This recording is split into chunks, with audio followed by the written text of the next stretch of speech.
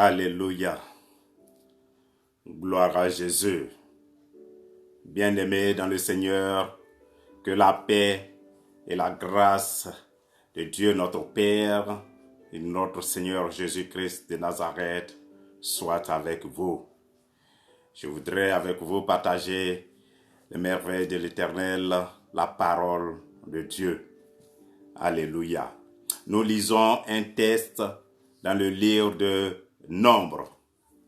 Nombre, le 4e livre du Pentateuque, au chapitre 23, le verset 19. Il est écrit ceci. Dieu n'est point un homme pour mentir, ni fils d'un homme pour se repentir. Ce qu'il a dit, ne le fera-t-il pas? Ce qu'il a déclaré, ne l'exécutera-t-il pas? Alléluia. Dieu n'est pas un homme pour mentir. Aujourd'hui, bien-aimés, je voudrais vous parler de l'immuabilité de Dieu. Dieu est immuable. L'immuabilité de Dieu. Ce qu'il a dit sur ta vie, il va l'accomplir. Qu'est-ce que cela veut dire, l'immuabilité de Dieu? Quand nous regardons un peu l'immuabilité, des synonymes qu'on peut trouver, c'est infinité, persistance, intemporalité. Le temps ne peut pas agir sur lui. Intemporalité, constance, Dieu est constant. Continuité, inviolabilité, intransigeance. Ça, ce sont les synonymes de immuabilité de Dieu. Un Dieu qui ne change pas. Pourquoi, bien-aimé, ce message-là pour nous aujourd'hui? Oui, vous savez tous, peut-être mieux que moi, la situation dans laquelle le monde est plongé. Et maintenant même on parle de mutation. Un virus qu'on a nommé COVID-19, qui aujourd'hui a muté, a pris une autre forme. Qu'est-ce qu'une mutation? Une mutation, c'est changement de gène, de certaines caractéristiques survenant chez les êtres vivants, que ce soit animal, les espèces animales ou les espèces végétales. Oui, ça, c'est un changement de gène qui intervient, qui survient chez ces espèces-là, animales ou végétales, d'une génération à une autre. On parle de mutation. Et aujourd'hui, beaucoup de questions, même au niveau des chrétiens. Oh Dieu, est-ce que c'est le même Dieu, Dieu d'amour,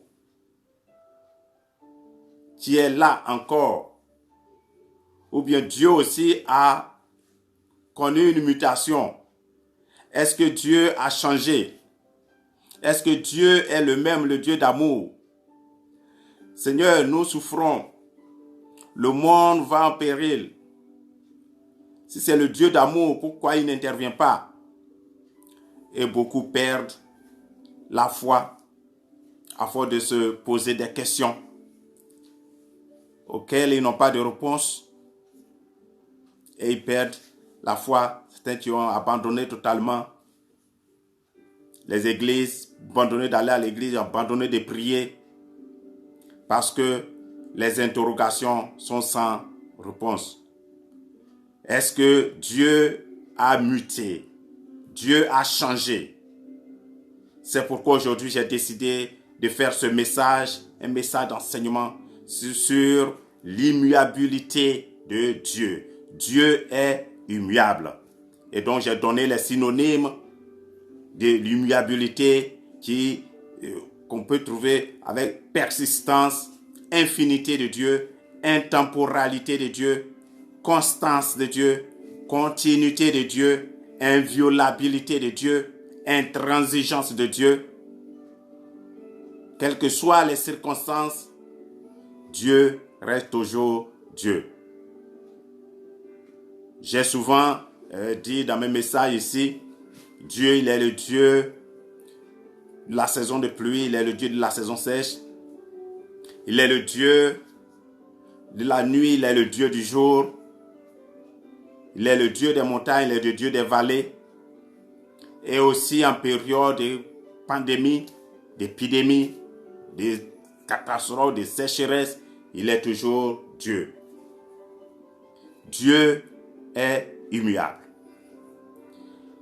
La question, c'est nous, l'homme qu'il a créé à son image. Est-ce que nous sommes immuables?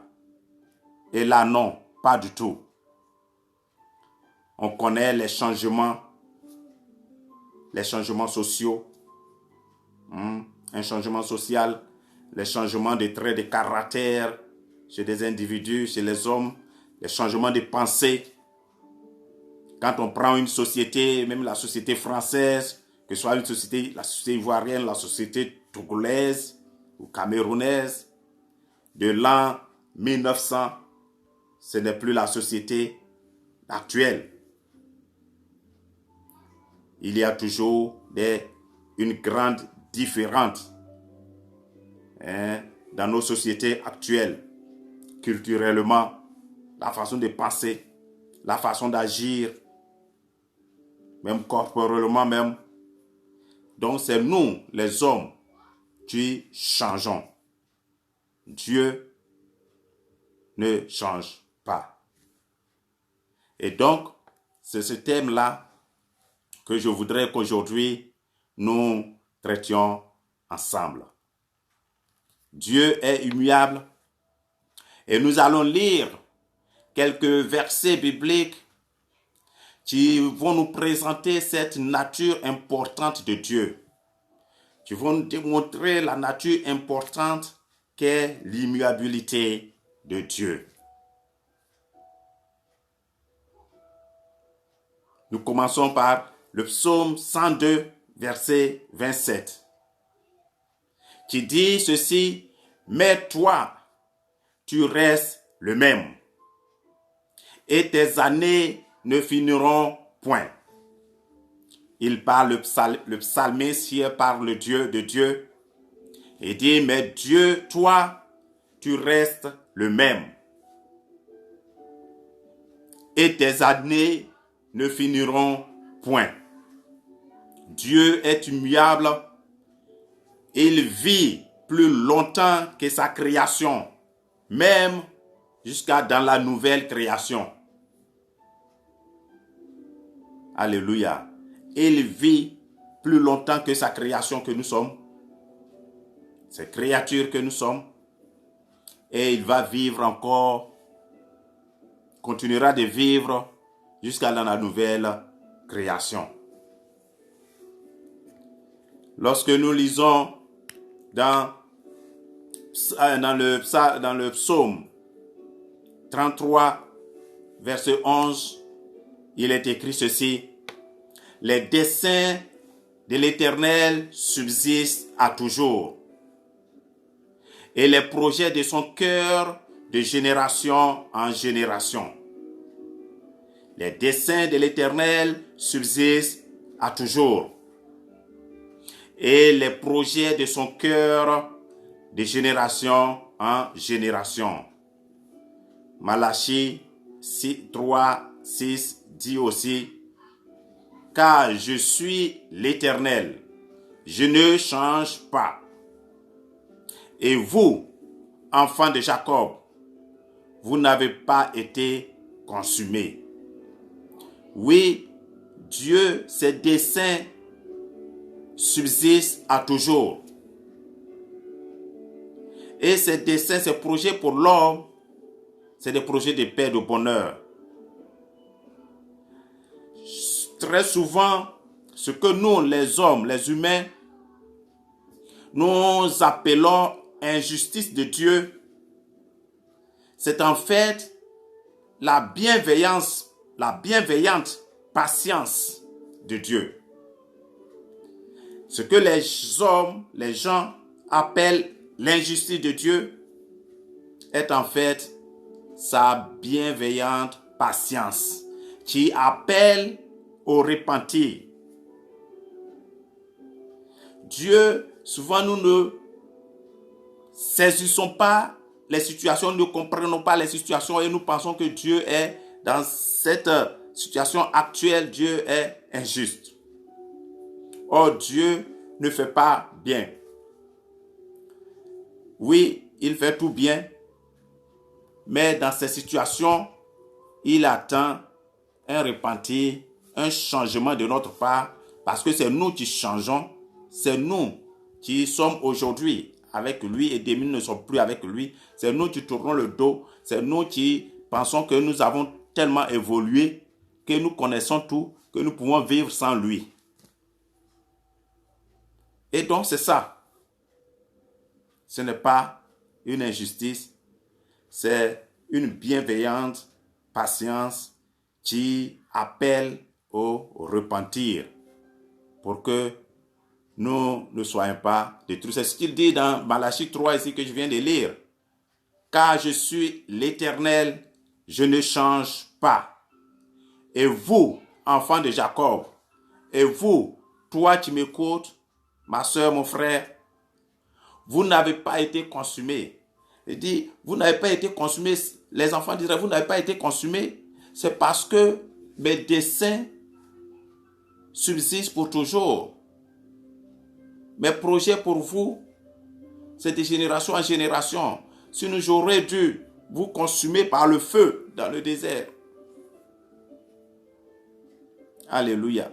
Vous n'avez pas été consumés parce que j'ai une bienveillante patience pour vous amener à la repentance, au retour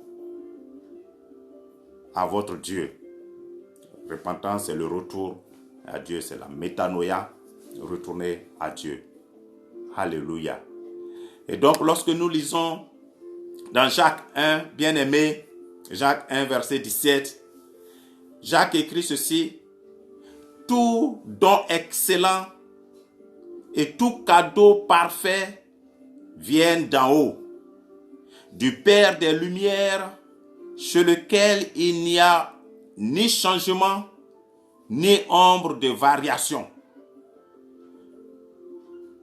Ni changement, ni ombre de variation. Dans ce verset, c'est un verset très merveilleux de la Bible. Il dit, tout don excellent et tout cadeau parfait. Nous avons l'impression qu'on a deux mots qui pratiquement ont la même signification. Un don, un cadeau, un don excellent, un cadeau parfait. Tout cela vient de Dieu. Pourquoi Jacques insiste dessus?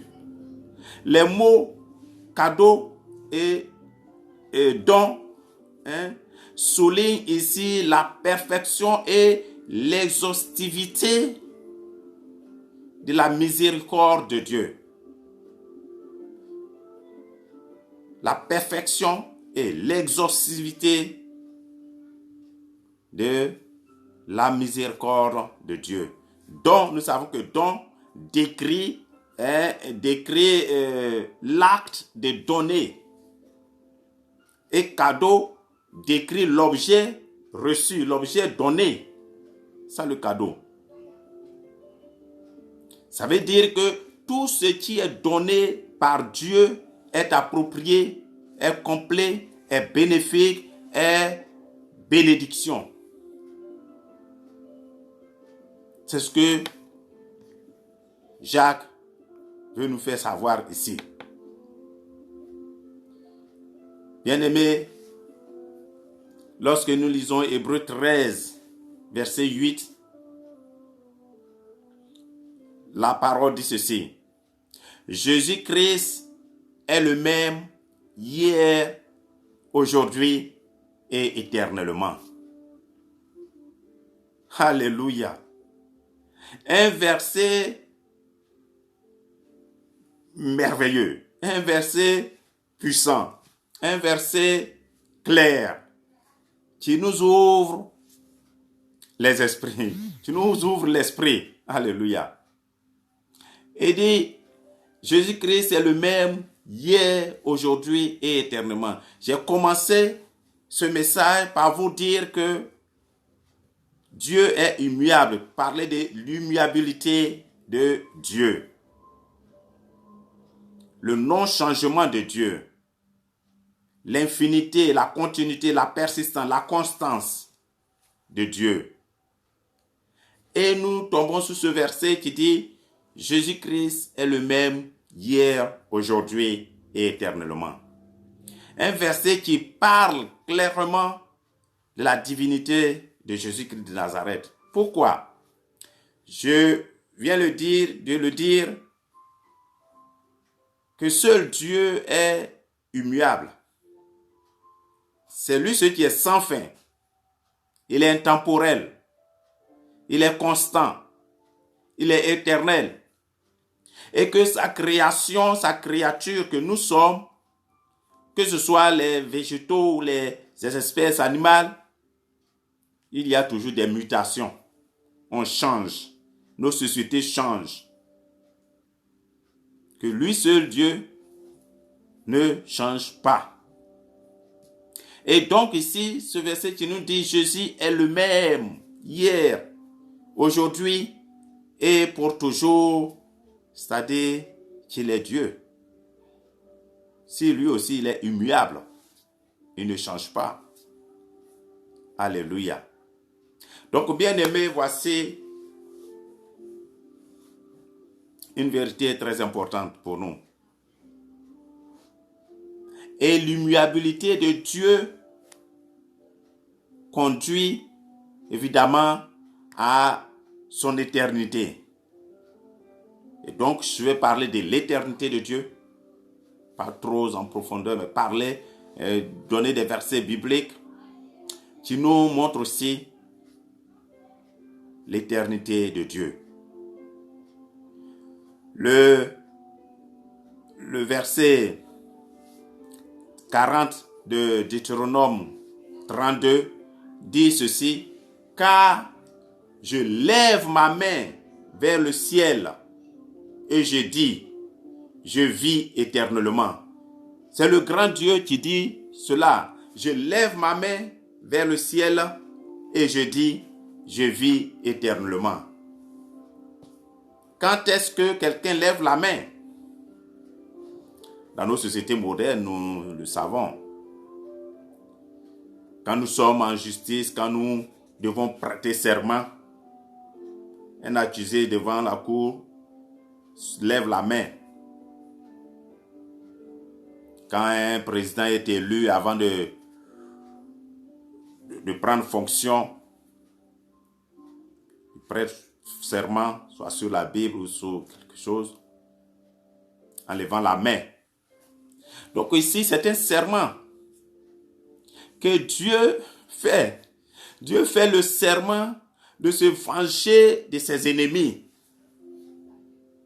Pendant que je prie, pendant que je parle, et que toi qui m'écoutes, que Dieu venge tes ennemis. Alléluia. Que Dieu te venge contre tes ennemis. Alléluia. Oh, qu'il se venge de tes ennemis. Et alors, le même livre, au verset 27 du chapitre 33 qui suit directement, nous voyons que Dieu, il est écrit, Dieu d'éternité est un refuge, et sous ses bras éternels est une retraite. Devant toi, il a chassé l'ennemi et il a dit, extermine. Devant toi, il a chassé l'ennemi et il dit, extermine. Que Dieu soit pour toi un refuge en ce temps difficile. Que tout ce qui viendra vers toi comme virus sèche au nom de Jésus. Que toi et ta famille, toi qui m'écoutes, la grâce de Dieu soit sur ta vie et éloigne toute attaque de l'ennemi au nom de Jésus. Que Dieu te venge de tes ennemis. Alors Dieu ici est un refuge pour nous au temps de la détresse. Oui, dans ce temps, nous avons pensé que ça allait amener beaucoup de monde, les humains qui ont abandonné Dieu dans le monde occidental, à vraiment se repentir, à chercher plus la voie de Dieu. Mais on constate que les gens de plus en plus continuent dans leur voie. Dans leur voie. Souvent on dit, il y a des gens qui sont dans le besoin, mais qui ne savent pas ce dont ils ont besoin. Je cherche à traduire en français.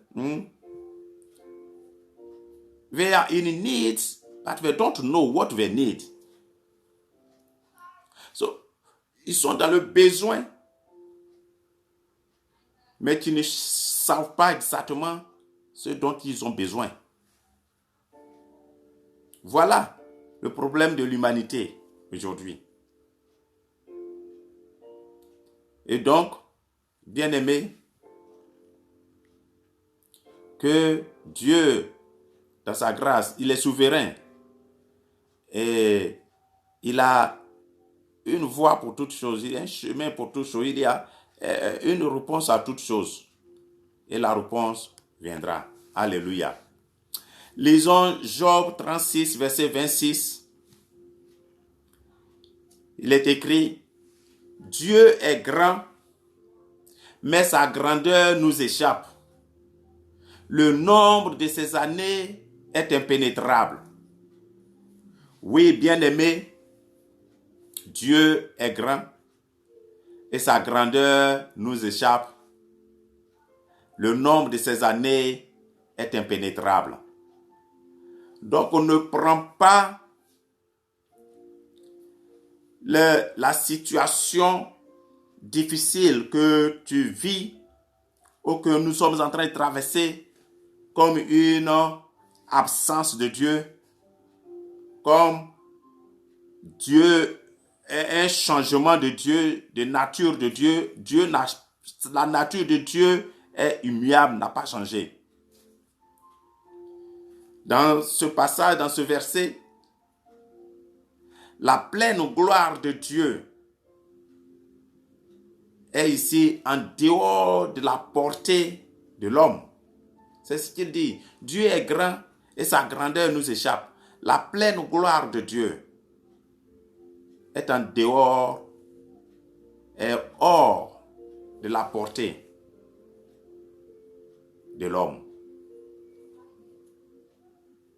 Le psaume 45, 145 plutôt, verset 13, nous dit ceci. Ton règne est un règne, ton règne est un règne de tous les siècles. Et ta domination subsiste dans tous les âges. Ton règne est un règne de tous les siècles et ta domination subsiste dans tous les âges. C'est-à-dire que Dieu, le roi éternel, a régné sur tout depuis la création. Avant même la création, il a régné sur tout. Et jusqu'à l'éternité future, jusqu'à l'éternel futur, Dieu règne. Alléluia. Dieu règne.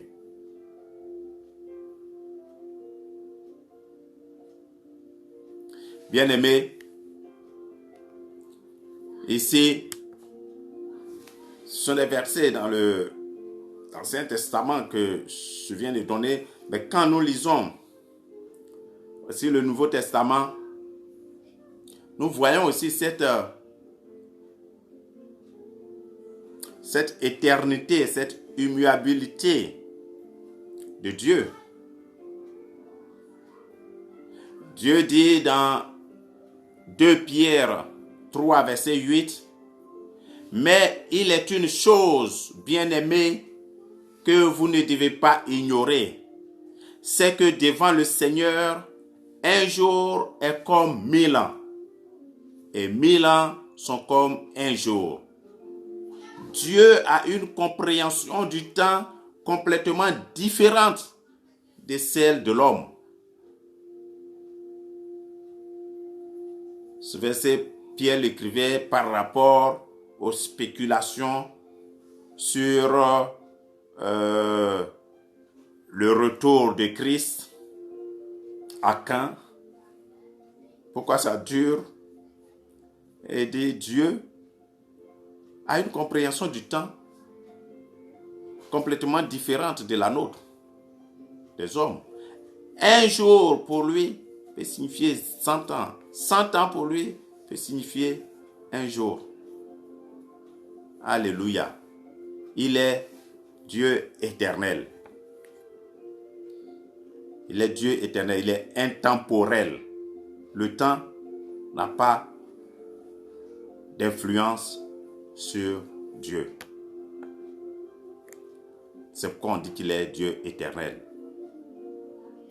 Bien-aimés, toujours dans ce paragraphe de l'éternité de Dieu, voici un verset dans l'Apocalypse au chapitre 1, verset 8, qui dit « Je suis l'alpha et l'oméga, dit le Seigneur Dieu, celui qui est, qui était et qui vient, le Tout-Puissant. » Oh, Kaya Rakatamaya Masotoroboshia, Rabasondorobose. Je suis l'alpha et l'oméga, le Seigneur Dieu, celui qui est, qui était, qui vient, le Tout-Puissant. Alléluia. Qu'est-ce que l'alpha et l'oméga? Bien-aimé. Alpha et oméga sont les premières et dernières lettres de l'alphabet grec. Alors lorsque Christ dit ici, je suis l'alpha et l'oméga, c'est-à-dire qu'il est l'alphabet suprême. L'alphabet, quel genre d'alphabet? Alphabet suprême et souverain. Qu'est-ce qu'un alphabet? L'alphabet, c'est, je peux dire, c'est le canal dans lequel notre connaissance se situe. Que ce soit nos connaissances mathématiques, physiques, philosophiques. Cela s'inscrit dans un canal de l'alphabet.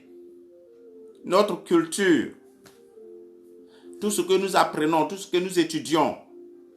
Pourquoi avant de faire des études, à l'école, la première chose qu'on nous enseigne, c'est l'alphabet. Notre système de pensée, notre système de réfléchir, tout cela en relation avec l'alphabet dans lequel nous sommes engagés, nous sommes nés. Alléluia. Donc, quand Christ dit qu'il est l'alphabet, comprenez, c'est l'alphabet suprême et souverain. Il n'y a en dehors, il n'y a rien en dehors de sa connaissance. Parce que c'est dans l'alphabet qu'on connaît tout. C'est dans l'alphabet qu'on apprend tout. Tout ce que nous devons apprendre, que ce soit en sciences, en mathématiques, en philosophie, tout cela s'inscrit dans un système de pensée C'est pourquoi vous verrez que la pensée hellénistique est différente de la pensée juive. Vous verrez que le mode de pensée arabique, le monde arabe, sera différent du mode de pensée hellénistique ou de juif ou de pays européens ici. Pourquoi? C'est cadré par ce que nous apprenons, par notre alphabet. Donc Christ est l'alphabet suprême, souverain. Il n'y a rien en dehors de sa connaissance. Il n'y a rien en dehors de sa connaissance. Bien-aimés, si Dieu est immuable et cette immuabilité conduit à son éternité, c'est-à-dire que le dessein de Dieu pour ta vie est aussi immuable. Le dessein de Dieu pour ta vie est immuable. Alléluia. Lorsque nous lisons dans Ésaïe 14, verset 27, il est écrit ceci: L'Éternel des armées a pris cette résolution. Qui s'y opposera? Sa main est étendue. Qui la détournera? Si Dieu a pris une résolution pour ta vie, bien-aimé, qui s'y opposera? Il y aura opposition lorsque toi, tu vas changer. Lorsque tu vas refuser de rester avec ce Dieu qui a pris cette résolution-là pour toi. Lorsque tu vas refuser de lui obéir.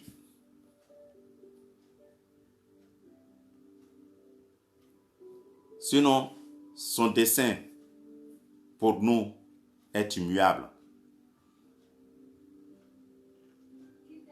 Mais quand ce dessein-là est attaqué, ne se réalise pas, c'est parce que quelque part, nous avons donné un droit légal à l'ennemi, un terrain légal à Satan par nos comportements, par nos péchés, par notre relation un peu tumultueuse avec Dieu. Tu donnes droit légal à l'ennemi de nous tourmenter ou de détruire ce dessein de Dieu pour nous. Sinon, lui, il ne change pas. Alléluia.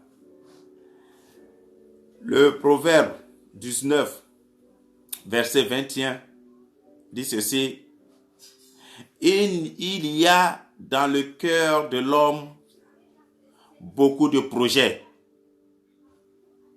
mais c'est le dessein de Dieu, c'est le dessein de l'Éternel qui s'accomplit. Alléluia. Oui, nous pouvons faire nos projets, nous pouvons faire nos plans, mais c'est le dessein de Dieu.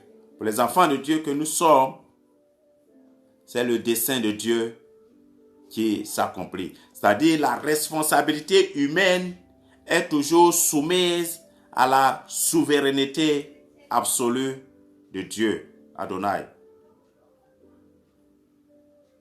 C'est un grand enseignement que je donne. Alléluia. La responsabilité humaine est toujours soumise à la souveraineté absolue de Dieu. Oui, il y a dans nos cœurs, nos projets, beaucoup de projets, mais en définitive, c'est le dessein de Dieu qui s'accomplit pour les enfants obéissants de Dieu. Dans le livre d'Hébreux 6, verset 8, il est écrit ceci. Afin que, par deux choses immuables, dans lesquelles il est impossible que Dieu mente. Alléluia. Afin que par deux choses immuables, dans lesquelles il est impossible que Dieu mente, nous trouvions un puissant encouragement, nous dont le seul refuge a été de saisir l'espérance qui nous était proposée. Oh, puissant verset, alléluia. Afin que par deux choses immuables, dans lesquelles il est impossible que Dieu mente. Quelles sont ces deux choses? Je parlais tout de suite là, un peu avant que j'arrive là, de serment que Dieu a prête. Alléluia. Par deux choses immuables, c'est le serment. C'est le serment que Dieu a fait de te bénir, mon frère, de bénir son peuple, d'être le Dieu de ce peuple. Et il est ton Dieu aussi.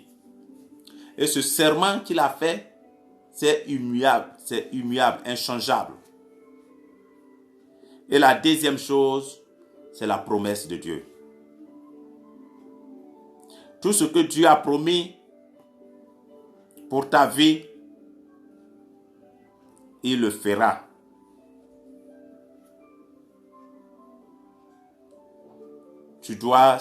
Nous devons simplement nous approcher et donner droit à la parole de Dieu, donner force à la parole de Dieu, forcer pour s'approprier ces promesses-là. To enforce the word of God, forcer un peu la parole de Dieu pour se l'approprier. Donc, c'est ça. Il y a par ces deux choses immuables dans lesquelles il est impossible que Dieu mente. Nous trouvions un puissant encouragement dont le seul refuge a été de saisir l'espérance qui nous a été proposée. Alléluia. Bien-aimés, c'est vraiment important. Dans le livre d'Éphésiens au chapitre 1, verset 11, l'apôtre a écrit ceci. En lui, nous sommes aussi devenus héritiers, ayant été prédestinés suivant la résolution de celui qui opère toutes choses d'après le conseil de sa volonté. Oh, nous sommes devenus héritiers, ayant été prédestinés suivant la résolution de celui qui opère toutes choses d'après le conseil de sa volonté. C'est-à-dire, Christ est la source de l'héritage divin des croyants que nous sommes. Jésus-Christ de Nazareth est la source de l'héritage divin des croyants.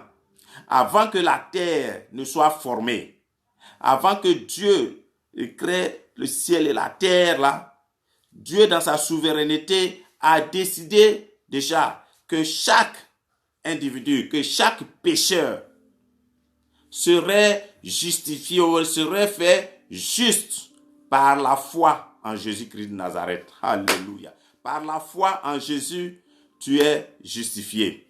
Tu es fait juste. C'est de ça qu'il est question. Il dit, en lui, nous sommes devenus héritiers et ayant été prédestinés suivant la résolution de celui qui opère toutes choses d'après le conseil de sa volonté. D'après le conseil de sa volonté. Alléluia. Salut à la sœur Bertine. Que Dieu te bénisse là-bas à Abidjan. C'est un message vraiment important que je donne. Je suis à la fin même. L'immuabilité de Dieu. Dieu ne change pas. Ce n'est pas parce que il y a la situation difficile que nous traversons que nous allons nous poser des questions, nous allons commencer à poser des questions. Est-ce que Dieu est toujours là? Est-ce que c'est toujours le même Dieu d'amour? Est-ce que c'est toujours Dieu Adonai Elohim là qui est toujours là? Ou bien Dieu a changé, comme le coronavirus a changé, comme les gens mutent, comme les gens changent? Non. Donc c'est cet enseignement-là que je donne. Donc, j'ai démontré ici tout à l'heure que l'immuabilité de Dieu débouche sur son éternité. Son éternité. Et comme Dieu est immuable, l'éternel, son dessein pour toi, son dessein pour nous est aussi immuable. Ce qu'il a dit, ce qu'il a promis, dans ces versets que je viens de dire, serment et promesse de Dieu, il ne pourra le changer pour toi. Alléluia. C'est immuable. Vraiment, bien-aimé, c'est la parole que je voudrais partager avec vous. Un court enseignement, mais vraiment bien pour nous. Parce que nous posons trop de questions en ces temps-ci. Et Dieu, pourquoi? Est-ce que Dieu est toujours le Dieu d'amour? Est-ce que Dieu est toujours le même? Et Dieu a-t-il changé? C'est nos sociétés qui ont changé, c'est l'homme qui a changé, c'est les humains qui changent. Dieu n'a pas changé. Alléluia. Il est toujours Dieu, le Dieu éternel. Vraiment que Dieu vous bénisse d'avoir écouté ce message. Après que vous écouterez ce message, tous ceux qui écouteront ce message, que Dieu vous bénisse puissamment, que Dieu ouvre vraiment nos yeux, nos cœurs, de comprendre sa parole et que nous soyons toujours bénis par cette parole de Dieu. Que Dieu vous bénisse et à très bientôt pour un autre message vraiment qui change nos vies. Que Dieu vous bénisse au nom de Jésus-Christ de Nazareth. Amen.